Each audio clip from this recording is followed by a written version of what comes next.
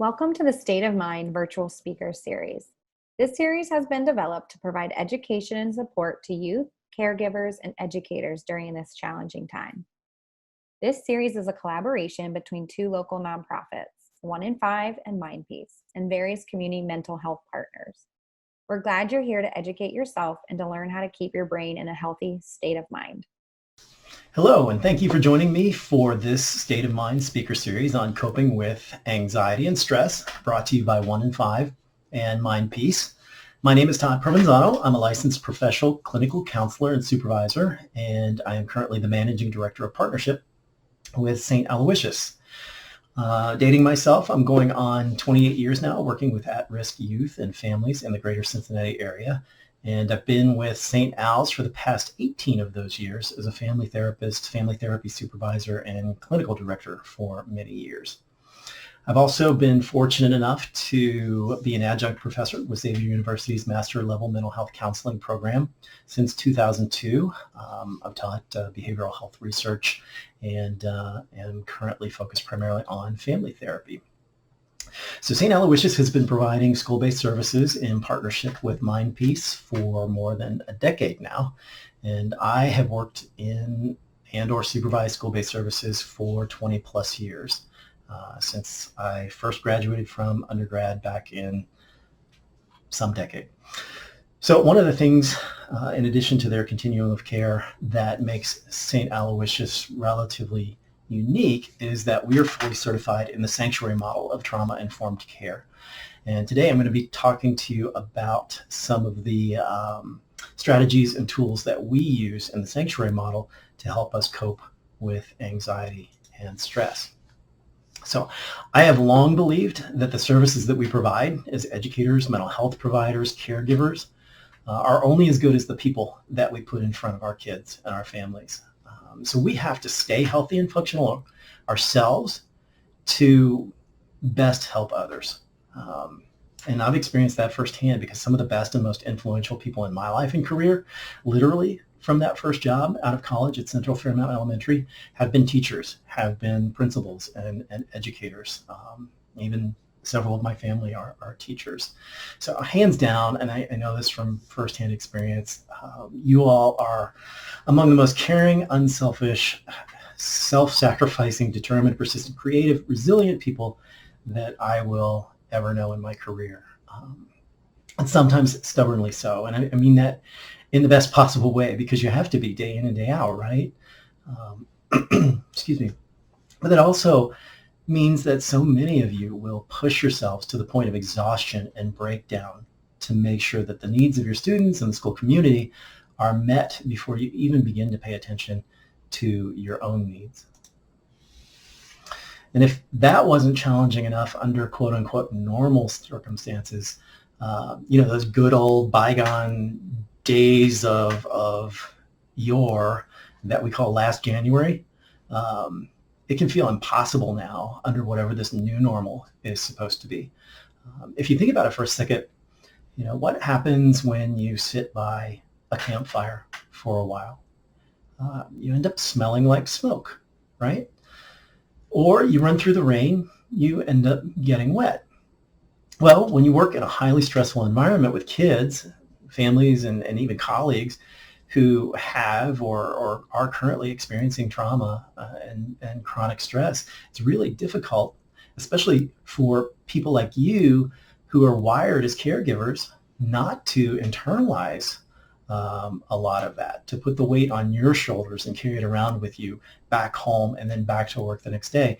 And so you get into this cycle of chronic stress and anxiety, except now that campfire is a forest fire and that rainstorm is a monsoon. Many of our lives, professionally and personally, have been completely turned upside down. And every day it seems like we're getting whiplash and we're hypervigilant for the next and bigger shoe to drop. So if you're standing in the middle of a forest fire or a monsoon, it can be really, really hard to regain your sense of direction, to see your hand in front of your face, to have a firm sense of control, to know what to prioritize, what to react to, what not to react to be able to solve problems effectively, or even know what the future is going to look like in the next moment, the next week, month, or year down the road. So what Sanctuary does is it helps us take all of that overwhelming and chaotic information that accompanies trauma and stress and organize it into conversations that help us find solutions and strategies for healthier living. At its heart, Sanctuary is about creating a safe, supportive environment in which healing can occur, but also one that inoculates us from the harsher effects of toxic stress and anxiety. So it's not just about creating an environment in which our kids can learn and heal. It's also about creating an environment that protects us, that supports us, and prevents us from carrying the effects of that stress home at night and then back to work, into our relationships, and so on. One of the first tools that Sanctuary gives us to help sort through all that chaotic information is called SELF. It's an acronym that stands for safety, emotion, loss, and future. So I'm going to go through this real quickly because I think it's an important foundation for creating some of the safety and self-care plans that will help us cope with stress and anxiety. So the first part is safety, and we break that down into actually 4 types of safety. The first one is the one that everybody thinks about first, and that's physical safety. Are we safe from violence or aggression from others, whether that's physical, emotional, verbal, or sexual? Is there an absence of suicidality or self-destructive behavior?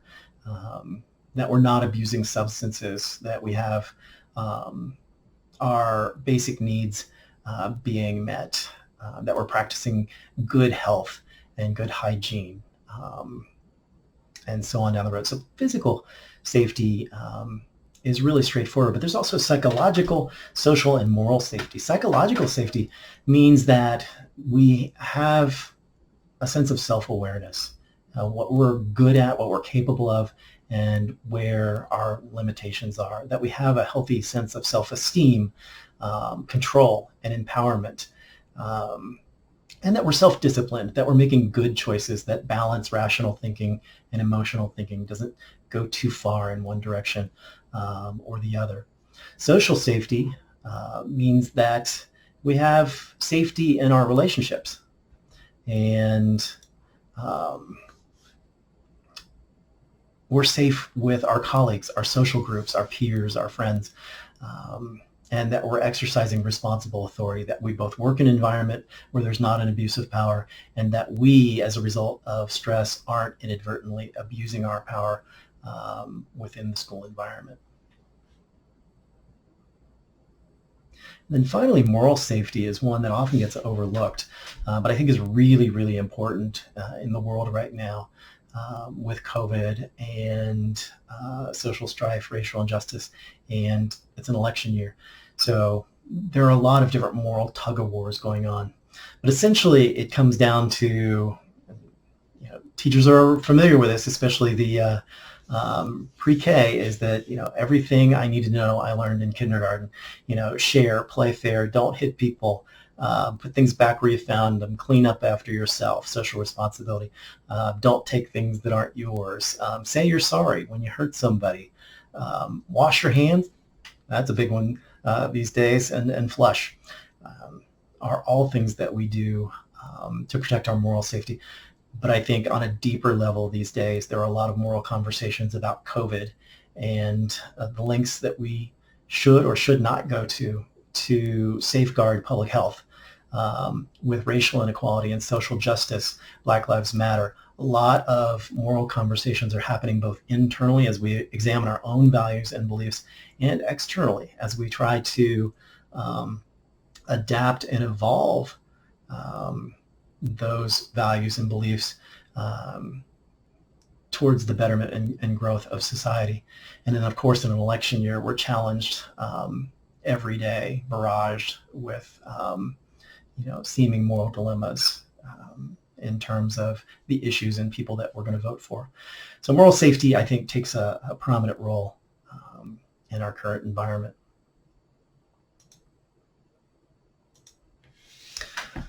One of the first things that we do when we're looking at self is to unpack what safety, emotion, loss, and feelings mean to individuals and a group of people. To know where they're coming from, where they're starting with, so that we can start with the things that present the most difficulty. So these are exercises that we went through with the educators at St. Al's, and also as part of a support forum online that we did for CPS employees a couple of months ago. So I'm just going to go through this real quickly. This is some of the feedback that we got, and I encourage you as we go through to maybe, see what you empathize with and maybe add some of your own. Obviously, under physical safety, there's the fear of getting sick, family members getting sick. You're worried about your students getting sick, their physical safety, because you don't get to check in with them every day anymore. You don't know, in a lot of cases, what's happening to them. That's a big worry.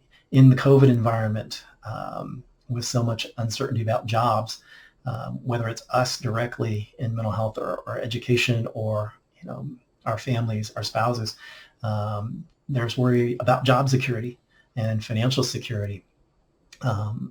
There's a tug of war of, some places are exercising more safety precautions in terms of health versus others, some people versus others.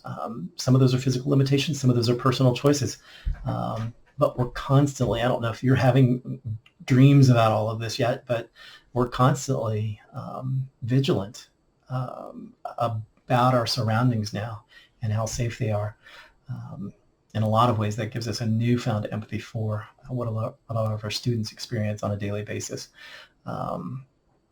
Will opening schools work? What will that look like? And that goes under moral safety too. And then looking at the peaceful protests and the escalation there. And I do want to make a distinction between the peaceful protests and those that do escalate towards destruction or violence. They're very different things. But the ones that do escalate affect a lot of our kids and families, and us personally, where we live or where our businesses are located, our families' businesses are located. So that's another physical safety concern. Psychological, the disruption of our routines, everything that was familiar and predictable in our days. We have a real sense of how much that has been turned upside down, and we're having to find new structure, new routines. Fear for the future, worrying about what that's going to look like, whether it's job security, health, and well-being. And then, of course, confronting racial attitudes, social injustice, pardon me. Those issues are at the forefront. We're having a lot of internal conversations with ourselves and close family members, and then socially and organizationally.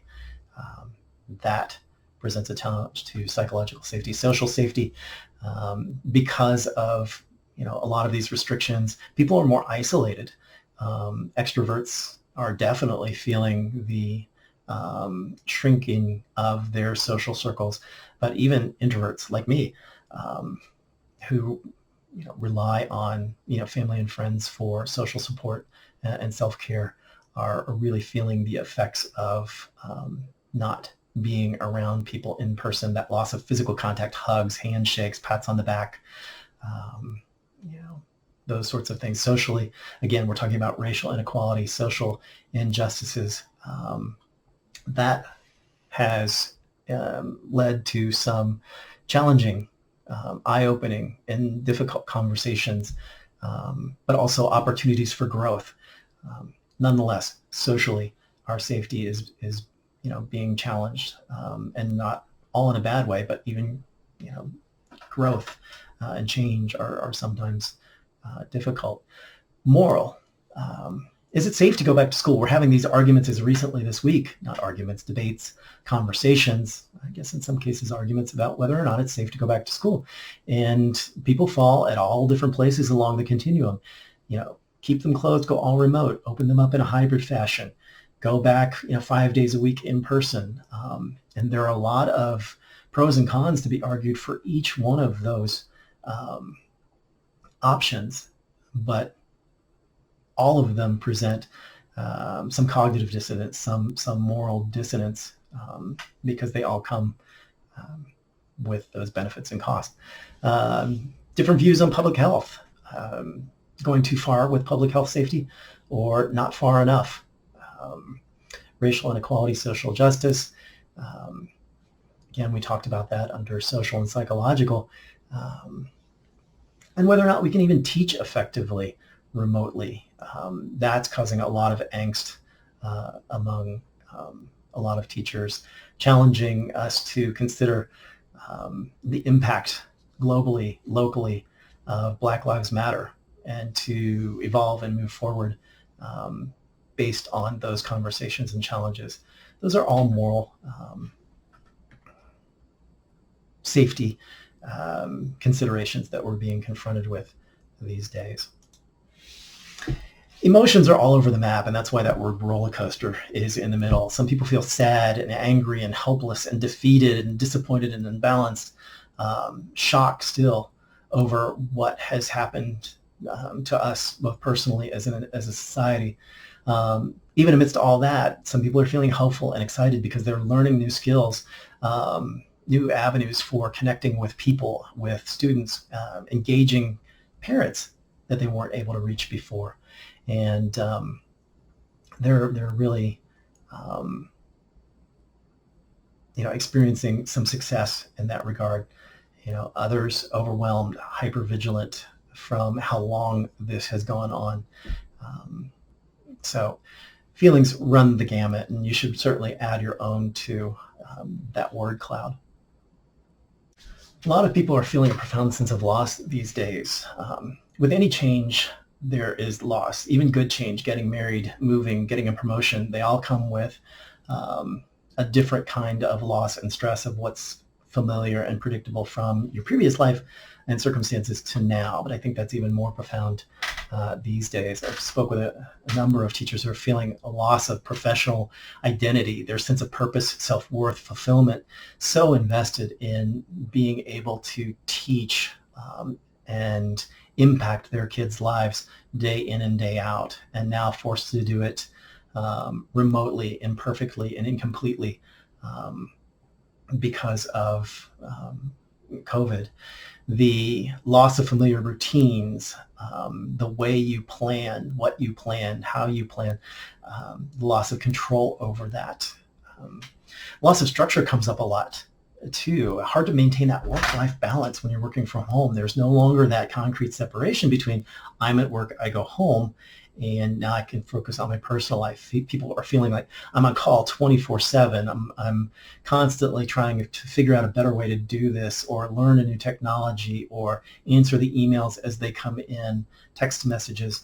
I can't get everybody when I'm trying to get them. So even if that opportunity is in the evening or early in the morning, I respond to it. And so there's this high level of vigilance.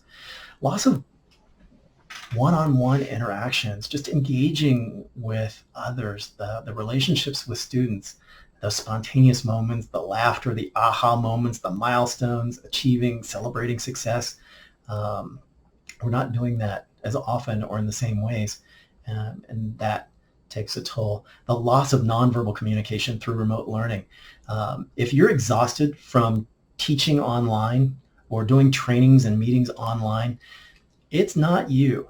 There's a real psychological reason for why that is. We lose so much of the nonverbal and social communication cues that we rely on in relationships remotely, that we're paying extra attention. Our brains behind the scenes are working extra hard to try to fill in the gaps. And that's why you can feel 10 times as tired after something like this as you would doing it in person.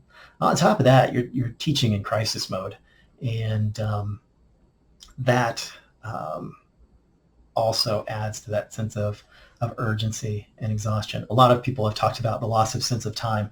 What day is it? What week is it? What month is it? I can't believe it's August already, and the election's 3 months away. And gosh, there was January again. The loss of professional relationships, interacting, debriefing, laughing with colleagues. You realize how much a part of your self-care and social support network they are when you're not able to just hang at the water cooler in a doorway, or after school in the parking lot. All the ways that we interact with colleagues, loss of family and social supports, the physical closeness, affection, really limits our self-care options. The loss of academic and social progress. I know for me, when it comes to mental health outcomes, boredom is not a good thing. And I'm sure it's the same for academics. Not only are kids out there without the schedule and the structure and the routine academically, but you don't have that same sense of consistency and continuity, and so you worry about the academic and social progress in addition to the mental health goals for some of our kids falling behind. And then finally, the loss of freedom is one that I'm sure all of us feel in one way or another, whether it's just the limitations as we follow public health guidelines, or the ability to move around, take a vacation, self-care. The loss of freedom is a big one that we're all feeling right now. And finally, we always end ourselves with a conversation about the future, because that's really where we start to look at solutions. What do we need to be able to adapt to and overcome some of the safety, emotion, and loss issues that might be weighing on us right now? So a lot of people understandably are saying, oh, well, I want to become more technologically savvy. And we've had to do that in a hurry. Others, they're learning more about how to effectively teach through remote learning. I think we were thrown into it, so quickly we had to adapt on the fly. People have had an opportunity over the summer to be more planful and learn and apply different strategies to remote learning, to adapt and create new routines and self-care plans. We can't be as mobile or connect socially the way we were before, but what can we do? I've seen social cocktail hours. My mom teaches dance lessons over Zoom. She's got one camera on her and then another on her feet, and so she gets to interact with her groups on a weekly basis. So creative ways to reach out and create new routines, maintain consistent structure and expectations to account for challenges, to set clear boundaries between home and work life, professional and personal, so that they aren't blending together and you're not neglecting your self-care. To accept that it's normal and permissible to have strong and often conflicting feelings about, what's going on, and that we may not be able to fully resolve those effectively. To carve out and protect your personal time for self-care. Give yourself permission to turn off the alerts and return non-urgent messages at a later time. Stay active. Seek out changes of sceneries where you can. If it's outside, socially distance, it's good to get out. Have remote partners. And this is an important one we're going to talk about in the safety plans, but stay planful with what you're doing. And having remote partners helps you stay planful and be accountable, not only for what's going to happen the next day or the next week, but to help you stay focused on your goals and your self-care plans, and being motivated to achieve those. Eat well, exercise, get enough sleep. Pretty self-explanatory. Actively participate in actions and strategies to improve our social landscape. That can be done in a lot of ways, remotely or within safe health guidelines. Create opportunities for personal and professional development. Read books, attend seminars. Develop new skills that meet the moment. And then this is one of my favorites that I heard from a teacher on our CPS call. Give yourself some grace. Recognize that you're doing the best you can under crazy circumstances. Recognize the limits to what you can and can't control, and keep doing your best. You may not always know how to do it or what to do. Just know that you're doing your best in the effort to do it.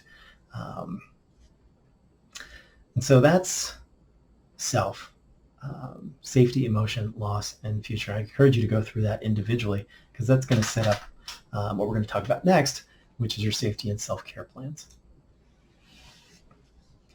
So a couple of basic beliefs that are important for the sanctuary model is that, adversity is an inherent part of human life. It's natural and it's normal, as unpleasant as it may be. But we also, a lot of times, have the resources and resilience that we need to heal from those experiences. So we believe that we will come out on the other side of this and we'll hopefully be better for it.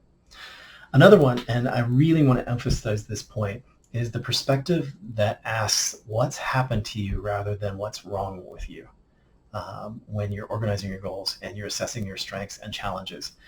And the reason I say that is because when you ask a student or even yourself, what's wrong with you, it automatically implies that the cause for what's wrong is in you, that you bear the burden or have some character deficit or flaw that is causing what's wrong to be wrong.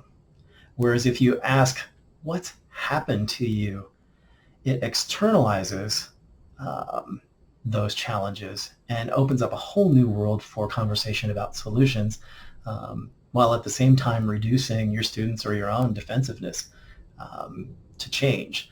What's happening to you right now is COVID. What's happening to you right now is racial inequality and social injustice. What's happening right now is the stress of an election year. And we're all doing our best to adapt within the scope of what's happening to us. So I really want to emphasize enough when you're having those conversations in your head about, if I was a good teacher, I would, or, if I had better coping skills than I could. That's asking what's wrong with you, when the better question is what's happening to you and what internal resources and external resources do you have to then address what's happening to you. So that's really important one. So this one is not a pun intended, but I think it's really apropos for the moment. And that is, you can think about your brain's exposure to stress and anxiety and trauma the same way that you think about a computer's exposure to a computer virus. For anybody who's ever had a computer virus, you know that it just wreaks havoc on your computer. It either runs slow, it doesn't work correctly, it shuts down entirely, it locks down, and you just can't access what's inside. And so for our brains to think rationally, we have to feel safe with each other and safe within our environments. And if we don't feel that way, either due to the virus, racial strife, social injustice, election year, all those things that are chronic sources of stress and safety concerns, then that operating system, not the computer, our brains, can really start to be impaired on multiple different levels. We're not thinking clearly. It's hard to prioritize what we need to do in a moment-by-moment, day-to-day basis. It affects our relationships with others. Maybe we're avoidant. Maybe we're, short or irritable. How we sleep, the quality of sleep, how long we sleep, whether we sleep, what we eat. I know I stress ate for a while, chocolate. It affects how we take care of ourselves, our productivity, how long it takes us to get things done, the quality of our work, the satisfaction that we derive from our relationships and the quality of our work. Creative planning, starts to become dull and unenthusiastic. And that can lead to a sense of isolation, real or imagined. We can start to daydream or disassociate, to go off in our own worlds, in our own minds, to get away from the stress and anxiety. That can lead to physical symptoms. When I go on vacation, it takes me 2 or 3 days just to decompress and get all that stress off of me to where I feel like I'm relaxing. And so if you don't have that safety planning and that self-care, it's like going on vacation. You need a couple of days to decompress. If you don't have that, it can start to lead to physical symptoms. We start to, maybe become more abusive. Hopefully not more aggressive or physically abusive. We can self-medicate, substance abuse. Other bad habits start to get a foothold if we don't properly take care of ourselves. So just like a virus affects a computer in all of the ways that it does, it's as harmful to our brains to be exposed to chronic stress and trauma over time. So what we're looking for are tools and solutions that are going to promote positive change in our students and our families and ourselves, that are going to, maximize one another's strengths and minimize one another's weaknesses. We're best when paired with someone who, makes up for the things that we don't do well. I do this really well. You don't. I got your back. You do that really well. I don't. You've got my back. So we can really support each other and prop one another up. And that includes, during rough times, emotionally, socially, morally, spiritually. And that's what's going to end up buffering us from the impact of repetitive stress.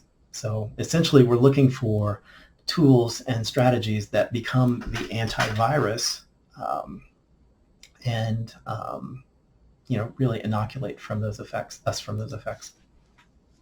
So today what I'm going to talk about is safety plans. This is one of the most straightforward tools that you can use, even though it doesn't always come naturally, to start to cope with stress and anxiety. So safety plans in a nutshell are concrete visual reminders of how important it is for us to manage our emotions, keep ourselves and others safe, and it's going to include both individual and relational activities that we can do when we're feeling overwhelmed, so that we can avoid putting ourselves in harm's way. So the activities, we want them to be appropriate for the time and the place, simple enough to achieve, they have a good beginning and end. There's something that you can do individually or with someone else, but they're within your control. They must be safe, effective, and also self-soothing. So safety plans are going to help us stay safe by regulating our emotions. And what I mean by that is when we're overwhelmed with stress and anxiety, when we're dealing with the effects of trauma, we can start to make decisions based on an imbalance of emotion versus a balance between rational thinking and emotion. And the more traumatic an event or toxic the stress, the more we can put ourselves in unsafe situations. So our safety plans are going to give us a way to maintain safety by regulating our emotions. And that's going to help give us back a sense of control over our feelings and allow us to think and behave rationally versus reactively. Okay. It really helps to begin with a self-exercise that we went through to identify which emotions are most difficult for you individually and to strategize accordingly. Trauma is different for different people. For some people, both their internal and external resources are completely overwhelmed and an event is perceived as traumatic. For other people, internally, I might not have great coping skills, but I have a super strong social support network to get me through it. Or I might not have a great social support network, but I have great, resilient internal coping skills that offset that. And so for some people, it's going to be anger that they want to focus on. For others, it might be sadness or loss.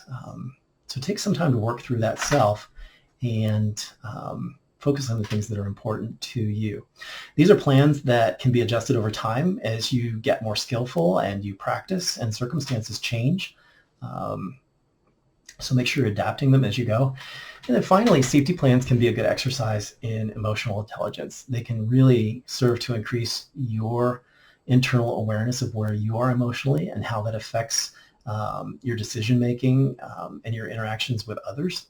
And also, by asking what's happening to other people, get a sense of what they're going through, what they're reacting to, and how their feelings may be guiding their interactions with you. That's why it's nice to have a balance of internal individual safety plans and relational ones. As you put together your safety plan, make sure that you're remembering those 4 domains of safety and you're coming up with strategies for the physical, psychological, social, and moral aspects of your life. And for some, maybe more in one category than the other. Well, first of all, again, this is a list of activities that's going to help keep us safe. It's going to help prevent us from losing our temper or just quitting on an activity or not holding up our end of the bargain with responsibilities, to maybe some more dangerous, self-destructive, unsafe behaviors like self-medicating or relational conflict. Whatever you choose to do, make sure that it's simple enough that you can achieve it and that it's something that you can do individually, that you're in control of, that you don't have to rely on someone else to determine whether or not you can do it or whether or not it's successful. Now, you are going to maybe have some safety plan items that you do with another person, and that's fine. Just make sure that you have that balance of things that you can do that are under your control. Creating safety plans as a group has the added benefit of creating a sense of community and support. It can really lift you up when you need a boost. Because frankly, I'll admit there are days when I want to throw the baby out with the bathwater. I don't even have the patience to focus on my safety plan, much less do the things that are on it. But the people around me can see that sense that they offer the sense of support, encouragement, motivation. And I can do the same for them when they're having one of those days. It's also a reminder that these aren't skills that come naturally to everybody. They need to be learned and practiced. We don't automatically do progressive muscle relaxation. We don't automatically go into deep breathing or do some of the other things that we identify. But with time and practice, they can become automatic. And that's what's really going to help start to consistently dial down our sense of stress and anxiety. Make sure that you can do them anywhere. Not all of the things you choose will be appropriate for the school setting or the classroom. Choose some that you can do outside, and then choose some that you can apply within the classroom. That silent prayer, maybe counting backwards from 10, a couple of deep breaths, and so on. So those are just some examples of what you can do. Now, my wife likes to massage the meaty part of her hand between the forefinger and thumb because it's a trigger point for relieving headaches. So that's another one that she taught me. So here's an example of a 5-step safety plan. And of course, you're going to create your own, but you could listen to some music for an hour. Maybe that's not something you can do in a classroom. You could take a break as a group and maybe listen to some music. Or have some music playing quietly in the background during a class activity where they're focused on an assignment, or during a break. Take a walk outside with your dog for 30 minutes. Again, maybe not in a classroom, but you can get up, roam around the room a little bit, get out from behind the desk, get some blood flowing, stretch out a little bit, take a break during recess or lunch, and do a lap around the building. A couple other things: polish shoes, call a friend, crisis number, and if it's a more urgent situation. But collectively and individually, identify things you can do in the environment where, through the self, you identified where you experience the most distress. Some other ideas that have come up in conversations: positive self-talk. A pastor who was counseling me one time said, you can't stop the birds from flying over your head, but you can stop them from nesting in your hair. And so what he meant by that is you're not always going to be able to avoid negative situations or those negative thoughts creeping in, but you can put a stop to them. You can replace them with more positive self-talk or alternative um, thoughts, so that you're not ruminating on the negative. Take deep breaths, drink of water. If you have a partner that you can hand off your responsibilities to briefly, take a 5-minute break, come back, give them the same thing. Take a time out. Find a calming corner or a fun activity that you can do. Talk to a trusted person or colleague in your environment. And then maybe focus on what you're going to do as part of your self-care plan afterwards that's going to give you a little bit of boost of energy and hope towards later in the day. My own self-care plan looks a little bit like that guy on the right. I love to look at pictures of family and pets on my phone or travel. That guy's my 23-pound Maine Coon. He's just a mellow mushroom, and he can instantly take my blood pressure down 10 or 15 points. Thought stopping, you know what I was saying about the birds flying over your head but not nesting in your hair. If you start to run wild with negative thoughts, just say stop, and then focus on a pre-prepared positive replacement thought or self-care activity instead. Relax my body. It's amazing if you maybe set a chime on your phone, it goes off and you remind yourself to let the tension drain out of your body, how quickly it has crept in and you haven't even realized. Move around the room. That's one of my favorites. I love to be mobile when I present. This is driving me nuts, staying in front of the computer while I talk to all of you. So I'll be moving around shortly after this. And then I'm a big sports fan. I love to cook. So if I get a chance to read the latest sports news or look up a recipe while I hug the cat, that always makes me feel a little better. Not things I can do in every situation, but enough things that I can do in each situation. I'll tell you what, I get to roam a little bit more at the agency, and so it's always nice to take a break and just say hi and check in with a friend, how they're feeling, and get a boost that way too. Make sure you go back and work through the self tool individually so that you can identify the areas that you most want to focus on for your safety plan. You're going to list 5 things that you can do when you're feeling stressed out and unsafe, overwhelmed, to help regulate those emotions. You should always have a fail-safe plan on your safety plan. It may not be one of the 5 things, an addendum at the end. So just calling 911 or your therapist or a friend or family member that can help encourage and support and de-escalate you through a crisis. Hopefully you'll never need it, but it's there if you do. Include things that can be done without much thought, because frankly, if your safety plan takes a lot of work, then it's not a safety plan. It's just adding to your stress and anxiety, not alleviating it. Make sure you put it in a place where you're going to see it frequently: pocket, wallet, refrigerator, mirror, frame on your desk, home screen on your phone, just to remind you to practice these skills on a regular basis until they become automatic. Show it to a friend or a colleague, somebody who can encourage and support you while you're using these strategies, and then start practicing it now and practice it in a place where you can get some support and reinforcement for using it. So that's it for our talk on coping with stress and anxiety using tools and strategies from the Sanctuary model for trauma-informed care. I highly, highly encourage you to look at the Mindpiece and 1 in 5 websites. Tremendous database for resources and strategies along these lines. And make sure you also check out the other videos in the 1 in 5 speaker series, because they cover a lot of really, really important and helpful topics. With that said, I just want to say thank you for allowing me to spend this time with you. What you are doing is so tremendously important. We need you now as much as ever, and we've always needed you as much as ever. So please take good care of yourselves. Stay safe, stay healthy, and be well. Thanks. A special thank you to our State of Mind speakers and to you for joining us.